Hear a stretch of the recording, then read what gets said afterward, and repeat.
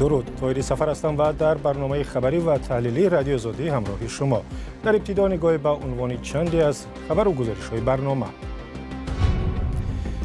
پیدا نکردن شهرت اسمت‌اللهیف یک از بانکداران مهم تاجیکستان حدس و گمان‌ها را درباره ربودن او زیادتر می‌کند.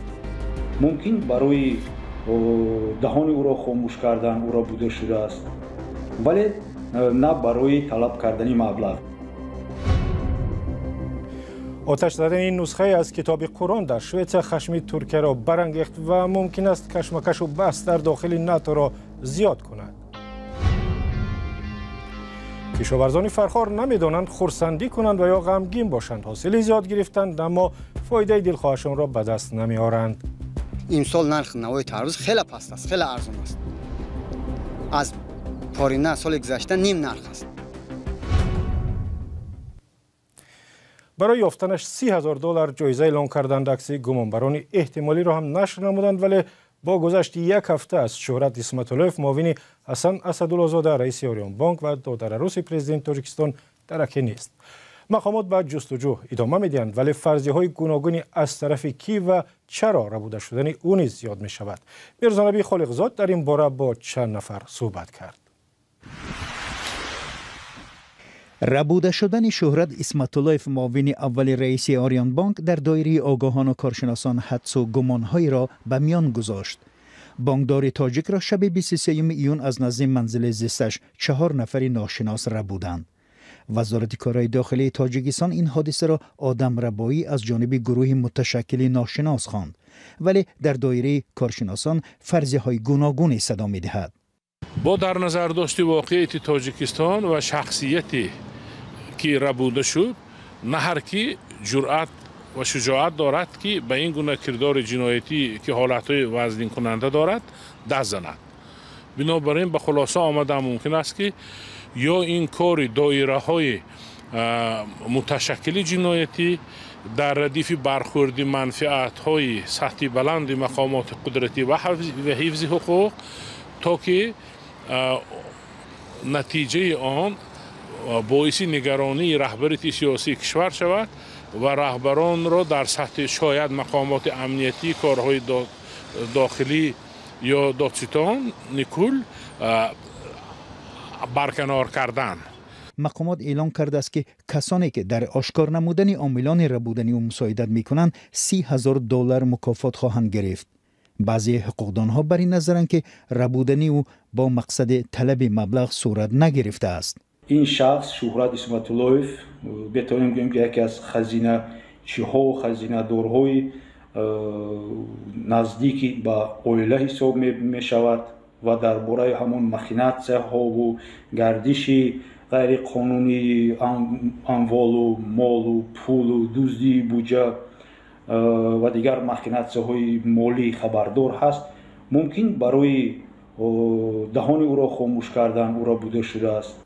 برخی آگاهان تاکید می‌کنند که ربوده شدن شهرت اسمت‌اللهیف امنیت ساکنان را در کشور زیر سوال می‌برد. اگر جناب امام علی رحمان با خودش صادق باشد، مطمئنا می‌داند که در کشور متاسفانه ثباتی که همچون شعار پخش میشد و از جانب اونم گفته میشد متاسفانه وجود ندارد. یک ثبات نما، یعنی یک رویاگونه، یک حالتی که مثلا گویا هست اما در اصل در داخل یک آرامشی پیش از اسیان، پیش از طوفان، آرامشی که میتوند همه چیز برهم بزند. چنین یک آرامش مشاهده میشه در جامعه ما، چون اون از همه بهتر میدوند که افراد خانواده‌اش، فرزنداش، نبیره‌هاش، داماداش، اونو خش تبار خداها و انده ها و اینا همه در حالتی بی‌حدودی، یک معنی که همه چیز زیر پا کردن، نقض همه چیز در این حالت، یعنی که بسپریدل اگر روسی بگیم در حالت بسپریدلن و اونا هر کاری میتونن بکنن، هیچ گونه ثبات امنیتی وجود ندارد. شهرت اسمت‌اللهیف 49 ساله برادر دلشاد اسمت‌الله‌زاده رئیس سابق شرکت تاجیک ایر از افراد نزدیک حسن اسدالله‌زاده رئیس آریان بانک و دادر عروس امام علی رحمان پرزیدنت تاجیکستان میباشد. و سالها باز معاون اول رئیس آریان بانک بود و به گفته آگاهان عملاً کار این بانک را او پیش می برد. رو میاریم به مسائل بین المللی. آتش زدن نسخه از کتاب قرآن در شهر استکهلم مرکز شوئد واکنش‌های گسترده و تند را در بعضی از کشورهای اسلامی و مسلمان نشین به بار آورد. مقامات ترکیه این عمل را محکوم کردند. تحلیلگران میگویند این واقعه احتمالاً به رجب طیب اردوغان رئیس جمهور دستک خواهد داد که بعد درخواست شوئد برای پیوستن به پیمان نظامی ناتو نمیگوید. گزارش صدای آمریکا را در این باره همکارم کیومرثیت‌ها تقدیم می‌کند.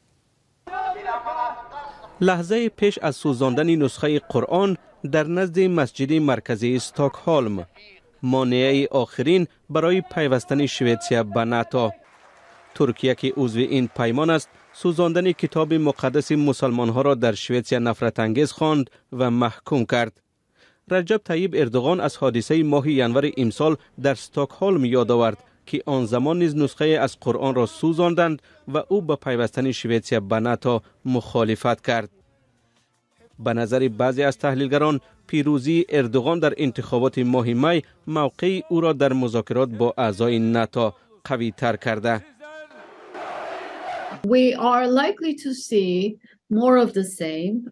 ما این گونه موضع‌گیری را ظاهراً زیادتر می‌بینیم. اردوغان با الهام گرفتن از پیروزی و نبودن انتخابات در 5 سال آینده قیمت ترکیه را برای قبول شوئد به ناتو بالاتر میبرد. اردوغان از قبل مخالف پیوستن شوئد به ناتو بود، چون این کشور را به پشتیبانی از جدایی طلبان کرد متهم میکند، گروهی که ایالات متحده و اتحاد اروپا سازمان تروریستی شناختند. رئیس جمهوری ترکیه میخواهد استکهلم پشتیبانی را از حزب کارگری کردستان بس کرده اعضا و پیروانش را به انقره سپارد. وزیر کارهای خارجه شوئد روز سه‌شنبه گفت که حکومت به درخواست‌های امنیتی انقره پاسخ داد. تحلیلگران میگویند کلید حل مسئله در دست واشنگتن است. ترکیه میخواهد امریکا به فروش هواپیماهای جنگی F-16 و سیستم‌های معاصر برای نو کردن سپاه بحریش اجازت بدهد.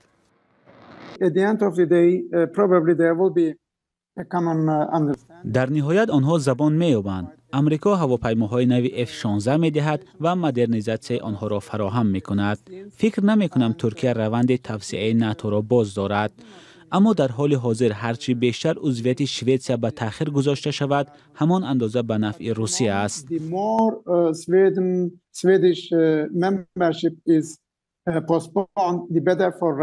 پرزیدنت جو بایدن از فروش هواپیماهای جنگی به ترکیه پشتیبانی کرد، اما میتواند که مانع‌های دیگر پیش بیاید. تحلیلگران میگویند اردوغان همچنین امیدوار است که در عوض رضایتش به پیوستن شوئد به ناتو به واشنگتن دعوت شود.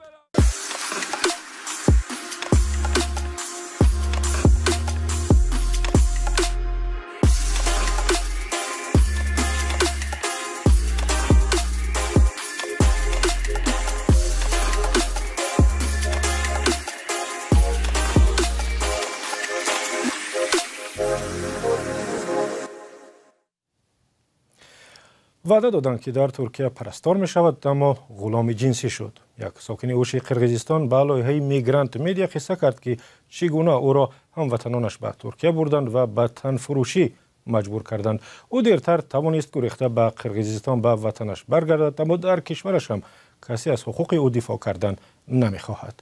گزارش شعلای گلخواجه در همین باره است. دیانای 26 ساله با فریب قلابون باور کرده در ترکیه با سوء استفاده جنسی روبرو گشت. و میگوید این بدبختی در زادگاهش اوش آغاز یافت. شاهزاده نام یک شناسش به دیانا پیشنهاد کرد که به استانبول رود، زنی سالخورده را نگاه بین کند و معاش خوب بگیرد. وای به من میگفت چرا با 2 کودک بیکار میشینی؟ بیا به استانبول میرویم، پول کار میکنیم، خانه میخریم. گفت که به من کاری مناسبی پیدا میکند و اطمینان داد که در آنجا پول خوب مییابم.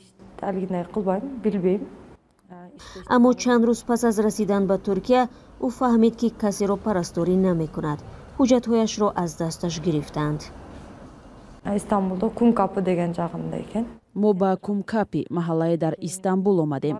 درباره کار چیزی نمیگفت. 2 روز مرا به تماشای شهر برد. وقتی روز سیوم صبح از خواب خستم شناسنامه‌ام را نیافتم. امیده برایم گفت که حجت‌هایم در دست اوست و مرا از مولوده با پول خوب خریده است و از من طلب نمود که باید پولهای او را کار کرده برگردانم. بعد این به حجره 2 جوان در آمده مرا به بوغی کردن آغاز نمودند. تهدید کردند که اگر پولشون را کار نکنم میکشند. بعد 1 هفته دیانا با کمک یک مرد شناسش توانست فرار کند. او به پلیس مراجعه نمود. پس از چند کارمندان کنسولگری کمکش کردند که به وطن برگردد.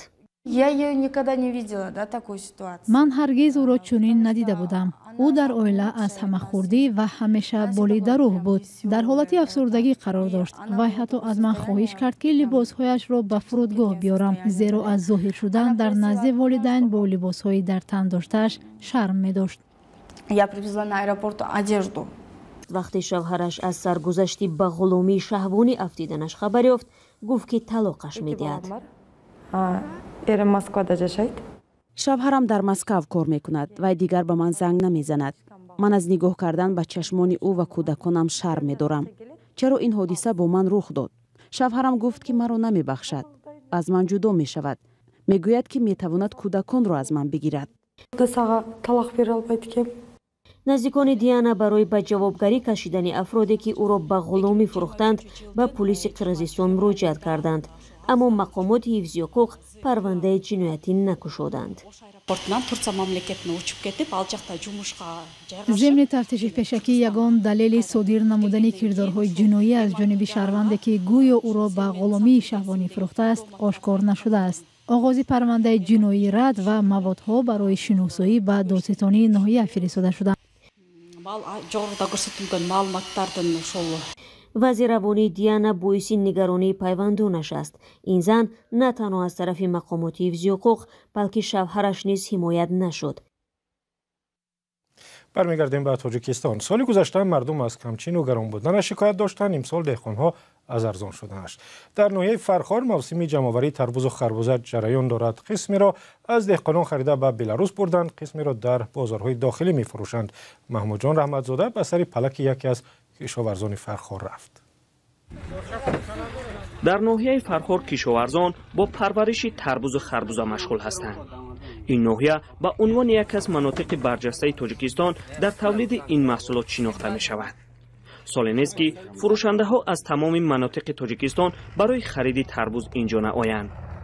حالا شریف سعیدوف با ماشینش تربوز و خربوزه بار کرده ایستاده است. او باید تربوز و خربوزه را به ناحیه خوالینگ برد. همین هفته در 2 بار میبریم اونجا. خیلی تربوز خوب که هسته تیز میره و با میگیریم میریم. خلق هم آموخته شده اگر تربوز شیرین بعدی که هم میگیرن میبینن که شیرین های سوزه با 2 فر دیگر ببینن با کلینت هم با بسیارتر میشه. ماشینی بارکشی را در همه زمین دیدن ممکن است. دهقانان امسال حاصلی بیشتر گرفتند. سلیمان دوستیوف امسال در 10 هکتار خربوز و تربوز کشت کرده است. خریداران الکی 2 بار از زمینش تربوز و خربوزه را آمده بردند. کلانترین تربوز سلیمان تا 35 کیلو وزن داشته است. با گفته سلیمان حاصلی زیاد به نرخ و نوای تربوز و خربوزه تاثیر گذاشته است. از سال گذشته فرق کلان دارد. امسال نرخ نوای تربوز خیلی پست است، خیلی ارزان است. از پارینه سال گذشته نیم نرخ است. سال گذشته 14-15 سامان بود سر زمین، امسال هم 8 سامان 10 سامان شده سر زمین. مقامات فرخار گفتند امسال حاصل تربوز در ناحیه فراوان است. تربوز را حتی به بلاروس صادرات کرده اند. حاصل ما نقد 10 سامانی گرفتم هر یک. حالا اساساً از ناحیه‌های گرم ولایت ختلان خربوز و تربوز را وارد بازار میکنند. نرخ تربوز از 5 تا 10 سامانی است. ساکنان میگویند در مقایسه با سال گذشته نرخ تربوز و خربوزه تا جای دسترس است. محمود جان رحمتزاده، آزادی، ناحیه فرخار. اخبار آزادی به پایان رسید. از آنکه با ما بودید بسیار سپاسگزاریم. خبر و گزارش‌های بیشتر در وبسایت azadi.org